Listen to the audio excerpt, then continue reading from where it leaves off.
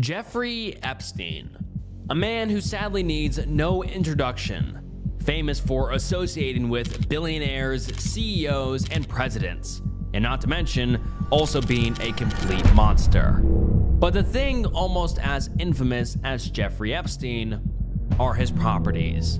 An isolated private island, a sprawling 10,000-acre ranch, a $50 million Manhattan townhouse, and that's just the beginning.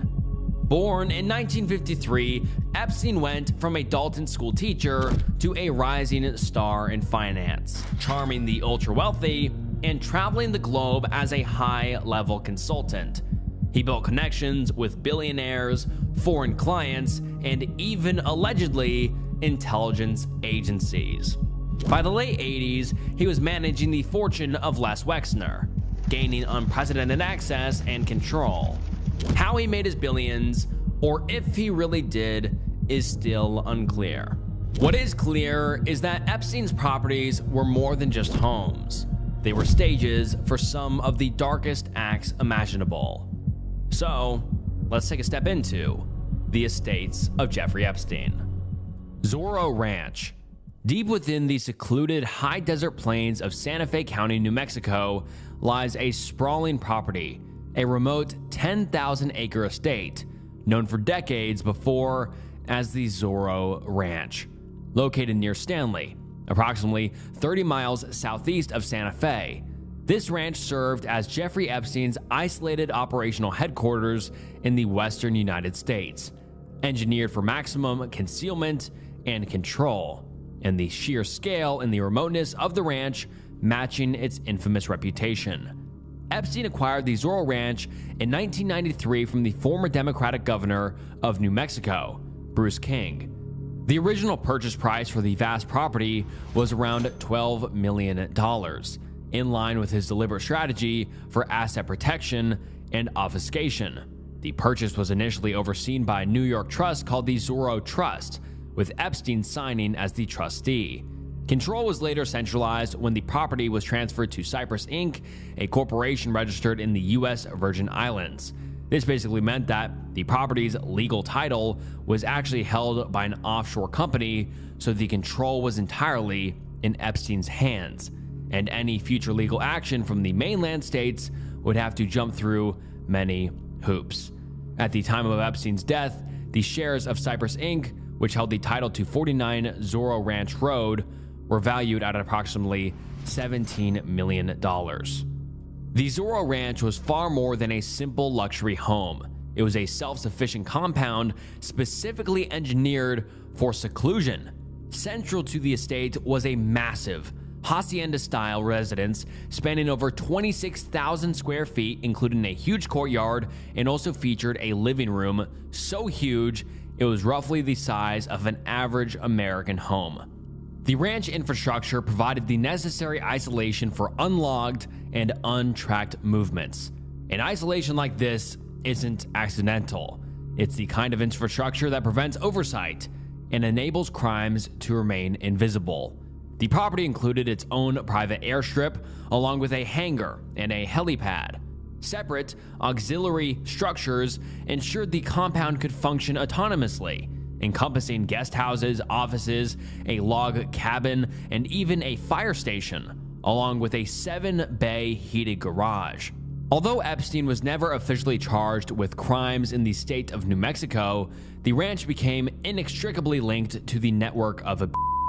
The state's Attorney General's office confirmed in 2019 that it was investigating allegations and had interviewed possible victims who had visited the ranch south of Santa Fe. Virginia Jeffery, a key witness against the broader criminal network, claimed that she experienced there from Epstein and his associates. Local reporting also raised questions about how the property operated day to day. The ranch was managed by a couple from New Zealand, Karen and Bryce Gordon, and former employees and local accountants alleged that large parties were hosted on the property several times a year and that the women were recruited to attend. These claims were never tested in court, but they contributed to the ranch's growing reputation as more than a private residence. A number of prominent individuals were also reported to have visited the isolated property. Former New Mexico Governor Bill Richardson acknowledged knowing Epstein, and Prince Andrew, a close associate of Epstein, was reported to have stayed at the ranch for several days in 2001. Other reported visitors have been named in various accounts, though the extent of their involvement remains disputed. Most disturbing were revelations regarding Epstein's intentions for the isolated desert facility. He was reported to have planned to deliberately exploit the ranch's remoteness to conduct eugenics experiments. Epstein intended to, quote, seed the human race with his DNA by impregnating women at his New Mexico ranch. He explicitly planned to use the ranch as a baby ranch. The ranch's isolation was further reinforced by Epstein's control of surrounding land. For decades, his company held grazing leases on roughly 1,200 acres of adjacent New Mexico State Trust land, effectively buffering the estate from public access. After Epstein's death in 2019, the New Mexico State Land Office launched an investigation into those leases. State Land Commissioner Stephanie Garcia Richard ordered staff to review hundreds of pages of documents, citing concerns that the land had been used to shield the property rather than for legitimate agricultural purposes.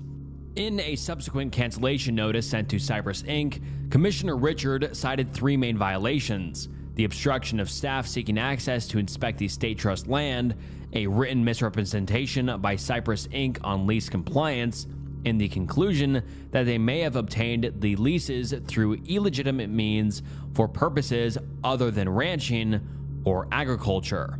The commissioner publicly asserted that it was no doubt used to protect the privacy of Epstein and his co-conspirators. In the end, they terminated the leases, and the commissioner proposed converting parts of the state land into a recreational area or installing a memorial to survivors of assault and other related crimes. There was another small legal complication. A Florida-based nonprofit church called Love and Bliss filed a deed claiming to have purchased parts of the land for just $200. Daniel Weiner, attorney for the Epstein estate, noted that this group was the same one that had previously filed a fraudulent deed concerning his Florida estate. After remaining largely unused following Epstein's death, the Zorro Ranch was listed for sale to liquidate the estate's assets to pay victims and creditors. The ranch was initially listed for $27.5 million, but was later dropped to $18 million. In August of 2023, the property was sold for an undisclosed sum to San Rafael Ranch LLC, who immediately renamed it to Rancho de San Rafael. The proceeds from the sale were directed towards managing the estate and paying off creditors. Recently, in late 2025, New Mexico legislators proposed the creation of a $2.5 million Truth Commission to probe activity at the Zorro Ranch and determine what they actually know, and are seeking state house approval in January. This was driven by a determination among lawmakers like Democratic State Representative Andrea Romer that there's no complete record of what occurred, and that the state must ensure that trafficking crimes essentially never happens again. The state attorney general Raul Torres already initiated an investigation into financial businesses used by Epstein, reaching agreements with two banks to dedicate $17 million towards preventing human. And what I think is super crazy is that you can just find the ranch on realtor.com and scroll through all the pictures, and knowing what happened there is just so creepy. And seeing the inside, it's just such a unique vibe. Like it's unexplainable, but you can just tell that something evil happened here, and you can see the big circle or the crosshairs in this garden area. I mean, it is just a very eerie place. I mean, obviously an insane property, but just look how isolated it is and in the middle of nowhere. And just imagine being a victim here and looking out and realizing you're in the middle of nowhere and there's no escape for you. I mean, a very just terrifying thought. Epstein's Manhattan townhouse.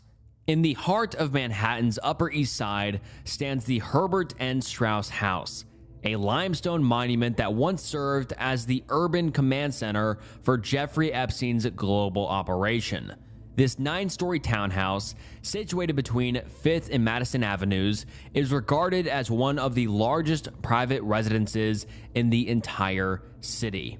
Horace Trumbauer, a famous American architect who designed much of Duke University's campus, also designed this house and completed it in 1932 for an heir to the Macy's department store fortune. The Strauss family, however, never lived there due to the high cost of property taxes.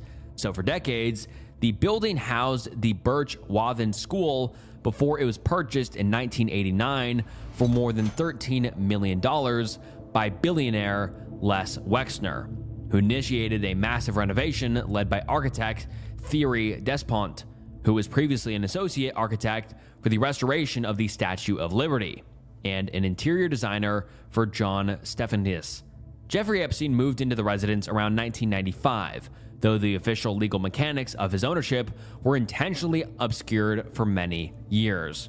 While Epstein claimed to own the home shortly after moving in, the recorded legal title did not reflect this until December 23, 2011. At the time, the property was formally conveyed from the 9 East 71st Street Corporation to Maple Inc., another shell corporation registered in the U.S. Virgin Islands. Rumors circulated for years that Wexner had sold the estate to his protege for as little as $1 million, though other reports suggested a transfer value of $20 million. Again, as it was held by an offshore company, legal action from the mainland government would be severely hindered. To those few invited past its massive 15-foot high oak doors, the interior was described as a high-walled, imperious, private Xanadu that seemed to have no boundaries. The entrance hall was famously decorated with rows of individually framed prosthetic eyeballs, which Epstein told guests were manufactured in England for injured soldiers. Beside these sat a twice life-size sculpture of a naked African warrior. Guests were frequently invited to tea in the leather room, which featured cordovan-colored fabric walls and leopard print chairs. Epstein's massive office spanned the entire width of the house and was furnished with a gilded desk that once belonged to J.P. Morgan, the famous Wall Street banker. Atop a Steinway grand piano sat a stuffed black poodle, which Epstein used to prompt visitors to think about, quote, what it means to stuff a dog. And that is just so odd. And perhaps most disturbingly, he had a copy of Marquise de Sade's Justine, a novel that describes the suffered girl. And between the dog, to the book, to the eyeballs, to the African warrior, I mean, he had a very unique taste of decorations. The property was as much of a fortress as a home, featuring a lead-lined bathroom hidden beneath a stairway, equipped with its own telephone and closed-circuit television screens. Outside, the building had an extravagant heated sidewalk, so they wouldn't have to suffer stepping in snow. The total living space was approximately 51,000 square feet, significantly larger than any of the neighbors. The 2008 property tax bill for the residence was the 4th highest for a single residence in all of New York City. Despite its architectural beauty, the building was later dubbed the House of Horrors. Why should be obvious. It was owned by Jeffrey Epstein, after all. The federal indictment of 2019 explicitly identified the mansion, the New York residence, a primary site for the exploitation and of girls from at least 2002 to 2005. Epstein used the townhouse to entice and recruit victims, often under the guise of modeling opportunities or providing massages. At these encounters, he would give victims hundreds of dollars in cash. One victim, Virginia Jeffrey, alleged in court papers that she was forced into acts with Epstein's associates, including Prince Andrew, within the mansion. Another lawsuit brought by a Jane Doe alleged that Epstein held parties at the residence as early as 1994, where she was R-worded at the age of just 13. Witnesses claimed that the woman at these gatherings often seemed foreign, appeared model-like, and frequently outnumbered the men. The mansion was allegedly a hub for Epstein's elite social circles, which was reported to include politicians, celebrities, and even academics. Notable figures allegedly connected to visits or associations with the 71st Street address include Donald Trump, Bill Clinton, and various other billionaires such as Leon Black. Reports have alleged that the house was extensively wired with a video surveillance system, and some visitors allegedly suspected that they were being recorded as a form of insurance blackmail. Artist Maria Farmer, who reportedly worked for Epstein in 1996, alleged that she saw a hidden media room where men monitored pinhole cameras located in bedrooms and bathrooms throughout the house. The fall of the Upper East Side Fortress began on July 6, 2019, when FBI agents and NYPD Crimes Against Children Task Force executed a raid on the property. Agents were forced to break down the door to gain entry. Inside of a locked safe, investigators discovered a trove of evidence, including thousands of suggestive photographs of or partially females, some of whom were allegedly confirmed to be. They allegedly also found compact discs with handwritten labels such as young name plus name and girl pics, along with $70,000 in cash, 48 diamonds, and a fraudulent Austrian passport that Epstein had used in the 1990s. Following his death, the mansion also became a primary asset for liquidation to satisfy creditor and victim claims. Though it was once valued at $77 million by federal prosecutors and initially listed for $88 million, the property's extreme criminal association and the impact of the pandemic dropped its value significantly. In March 2021, the mansion was sold for $51 million to Michael Daffy, a former Goldman Sachs executive. The sale proceeds were directed to the Epstein Victims Compensation Program, which had already paid out tens of millions of dollars to over 100 claimants. The new owner immediately announced plans for a complete makeover of the house to purge it of its tainted history, a renovation that was reportedly completed by 2025.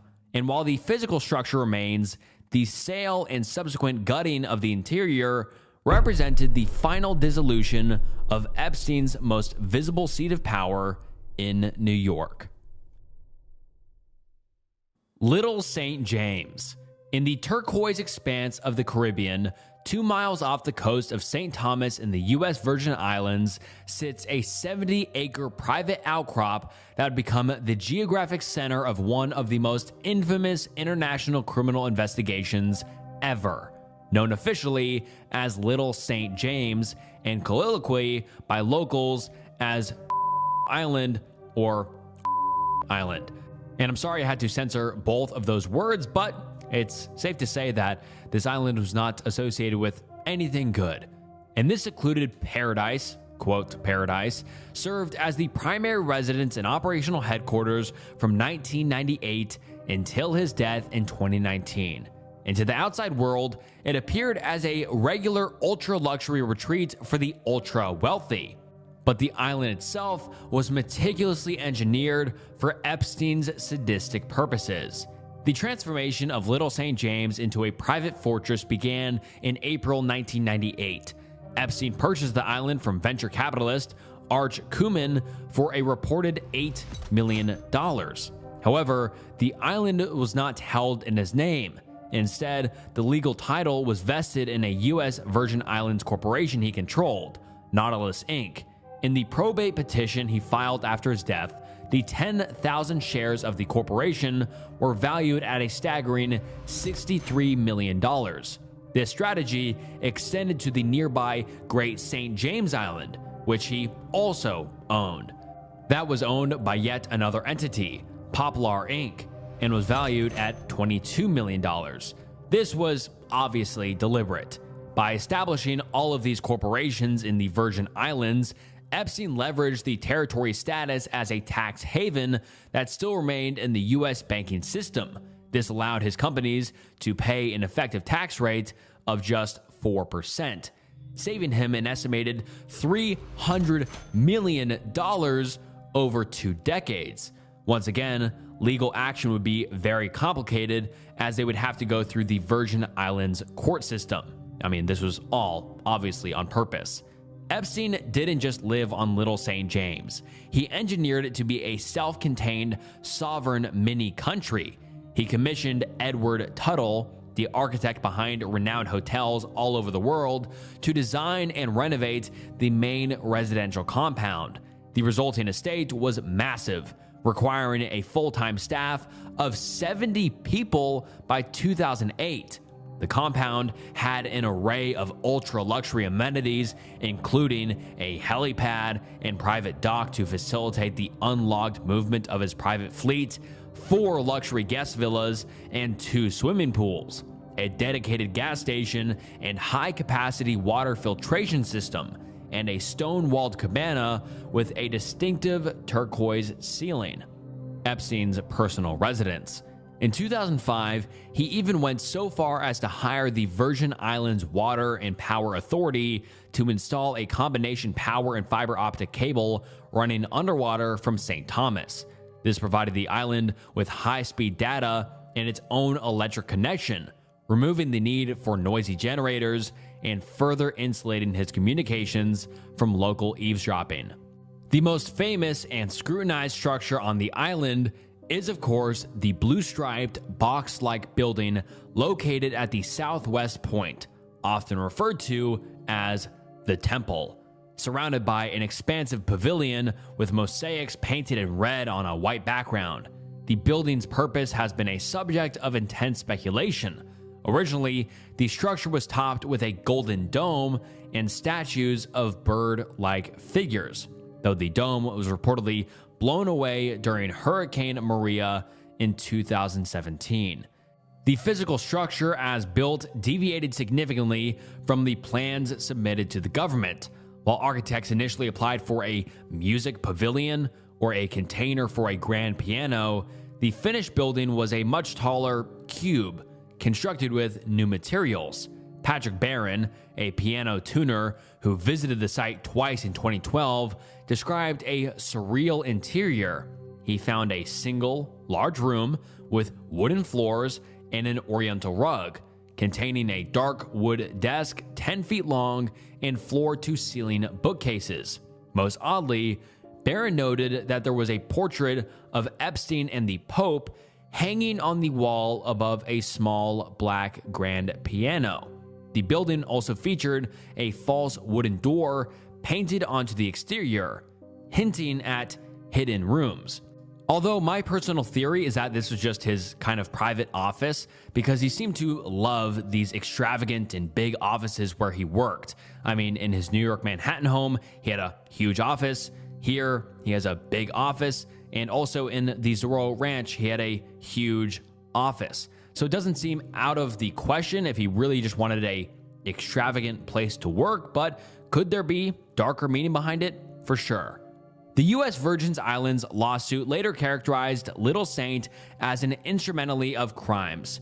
Prosecutors and survivors alleged the island was the destination for the Lolita Express, Epstein's customized Boeing 727. Flight manifests from 1997 to 2005 reveal that numerous girls were flown to the island from locations including Brazil, South America, and Europe. Once on the islands, victims were reportedly held captive in a state of absolute isolation. Virginia Giuffre testified that she and other underage girls were allegedly forced into intimate acts with Epstein and his high-profile guests.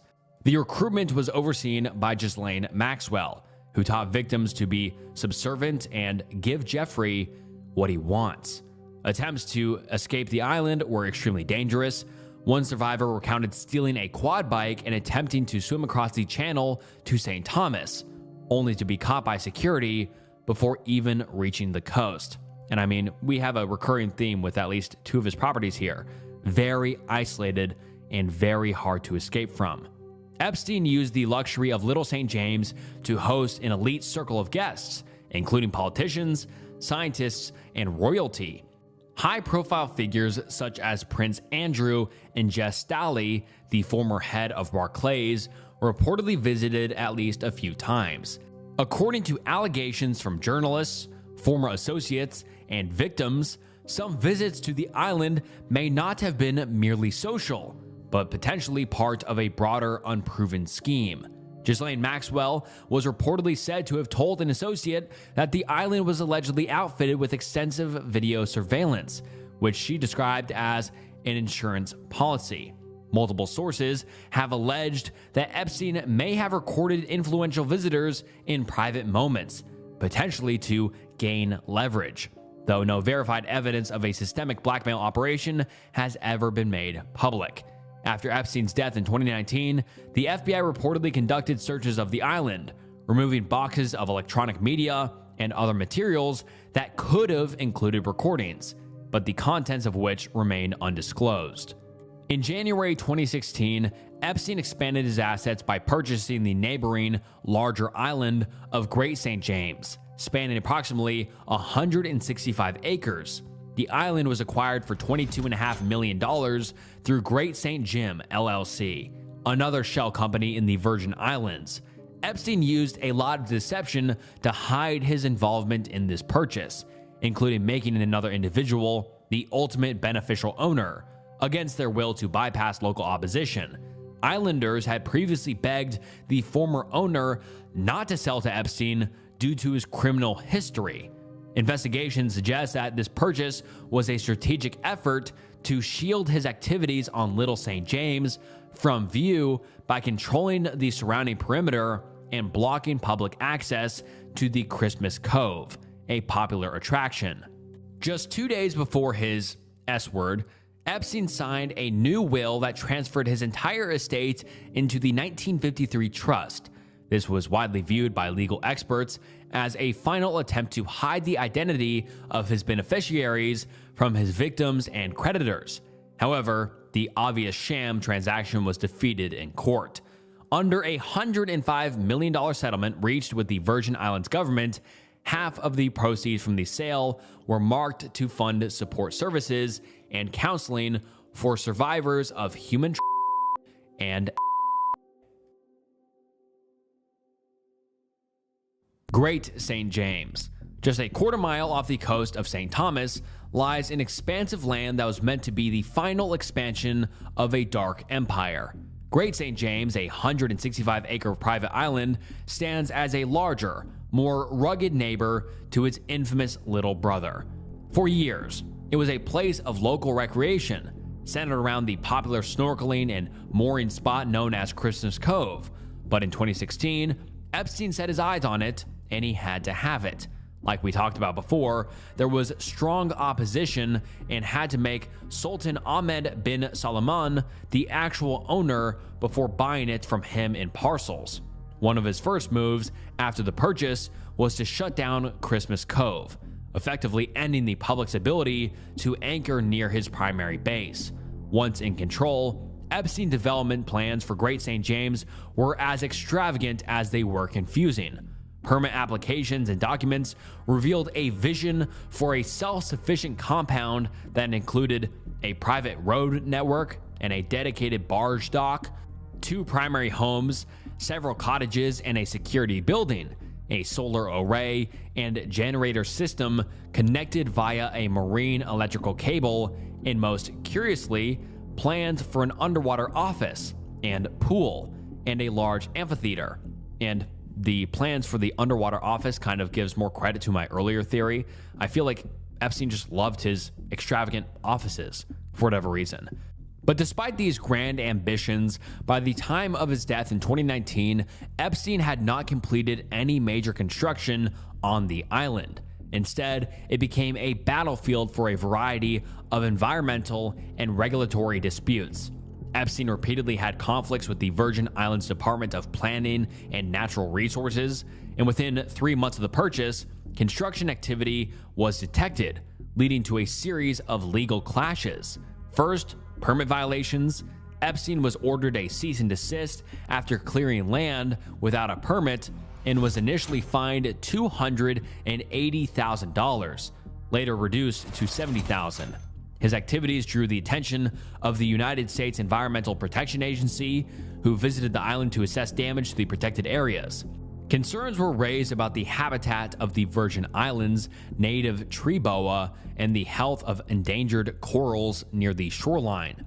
On December 21, 2018, Coastal Zone Management issued a stop work order, but Epstein was later accused of expanding a driveway and failing to remove an unpermitted beach bar cabana in direct violation of that order. In an obvious attempt to circumvent government pressure, Epstein sent $320,000 in checks through his foundations to the St. Thomas Historical Trust. However, the trust president later stated that the donations were part of a misunderstood or fraudulent agreement, and of August 2019, the trust was awaiting the results of an FBI investigation into the funds.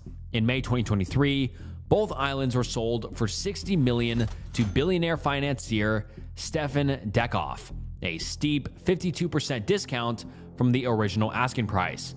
Dekoff has since announced plans to transform the site into a world-class resort. Epstein's Palm Beach Mansion. A 14,000 square foot, 6-bedroom house in Palm Beach, Florida, was one of Epstein's first ever properties, which he bought in 1990, one of his cheapest properties of the bunch, yet still insanely expensive, at around $2.5 million.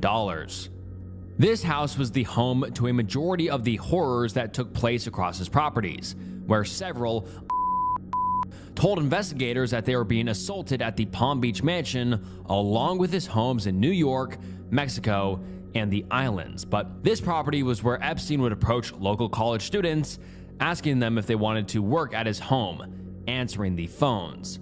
The Palm Beach Mansion was tied to several allegations of with several victim statements alleging that they were brought to Epstein's home in Palm Beach, Florida, while repeatedly returning to the property time and time again. Teenagers were paid and with several assaults and exploitations taking place at the property. The investigation that took place at the property resulted in Epstein's 2008 plea and sentencing proceedings in Palm Beach County Court. Eventually, when Epstein died in federal custody, the lot went for sale and was sold for an insane $18.5 million in March 2021. The month after, it was demolished completely, with the lot being sold for $25.8 million. The address was also changed so that all traces of Jeffrey Epstein finally were removed from the property completely. Paris apartment. In the heart of Paris's most exclusive residential district lies a limestone monument to power and secrecy. Situated near the Arc de Triomphe, this address hosted Jeffrey Epstein's principal European base, an expansive luxury complex that functioned as a transatlantic node of his global network. While the exterior exuded traditional Parisian elegance, the interior and the legal structure of the holding were engineered to create a shadowy world for Epstein. As usual, when Epstein acquired the property in 2002, it was not held in his personal name. Instead, the legal title was controlled by 999 shares of SCI JEP, a standard French property holding company designed for the management of real estate. The apartment was not a single flat, but a sprawling collection of 7 distinct units within the same building. According to a 2019 probate filed in the Virgin Islands, the complex comprised 3 units on the second floor, 2 on the 5th, and 2 in the cellars. The combined living area was approximately 9,000 square feet, though some say it is closer to 7,000. Nevertheless, this massive footprint in one of the world's most expensive real estate markets established Epstein as a permanent fixture in the moneyed world of Paris. To the few who saw its inner workings, the apartment was characterized as a site for both elite social networking and alleged criminal conduct. Epstein's Franco-Brazilian butler testified to French investigators that the residence contained a specially built massage room and that a great many women visited this room, although he noted that he was unable to determine if they were at the time. He also specifically mentioned high-profile figures as visitors to the Parisian pad. The residence provided the necessary privacy for Epstein to host these individuals while maintaining a low public profile, as he notoriously avoided eating in public restaurants, comparing the experience to, quote, eating on the subway. The Paris apartment was inextricably linked to Epstein's associate, Jean-Luc Brunel, the founder of Karen Models. Brunel, who was frequently a passenger on Epstein's private jet and visited him during his 2008 Florida incarceration, was accused in court documents of procuring for Epstein. French police searches in 2019 extended beyond Epstein's residence to include the offices of Karen Models. Brunel was later as a part of the French probe into R-word and eventually committing S-word in a Paris prison in 2022 while awaiting trial. The collapse of the Paris sanctuary began shortly after his death in a New York jail. French investigators responding to evidence found in the United States and allegations of occurring on French soil, executed an extremely intricate search of his property.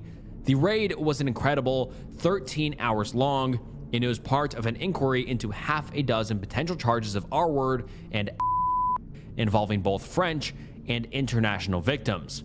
The presence of the specialized massage room in the butler's testimony formed a central part in the French authorities' attempt to map the European arm of Epstein's trafficking enterprise. As part of the mandatory liquidation of the Epstein estate, the apartment was brought to market in 2022, originally listed for approximately $12 million. It was sold for just $10.4 million to Bulgarian plastics tycoon Georgy Tushevev. The transaction was brokered by Sotheby's International Realty, who took a hefty $440,000 fee for the sale. The proceeds were directed towards compensating victims and resolving the significant legal problems. The sale of the multi-unit complex on Avenue Fall marked the end of Epstein's physical presence in Europe. And alright guys, that wraps up the estates of Jeffrey Epstein. This video was different than usual. What do you think about it? I thought it was super interesting. I think the estates of Jeffrey Epstein is super interesting, and we only usually hear about the island. So I really wanted to explore the ranch, the Paris apartment, and the other homes that aren't as often talked about, but equally as terrifying. So comment down below what you thought about this video. Would you like to see more Jeffrey Epstein related content in the future? And yeah, just comment down below your thoughts, because I think the Jeffrey Epstein rabbit hole is basically endless, and there is so much to expose and bring to light. Please like the video, subscribe to the channel, follow me on Spotify, follow me on Instagram, all that stuff, and check out some other videos on the channel. Thank you so much for watching, and this was Snook, and I'll see you next time. Bye.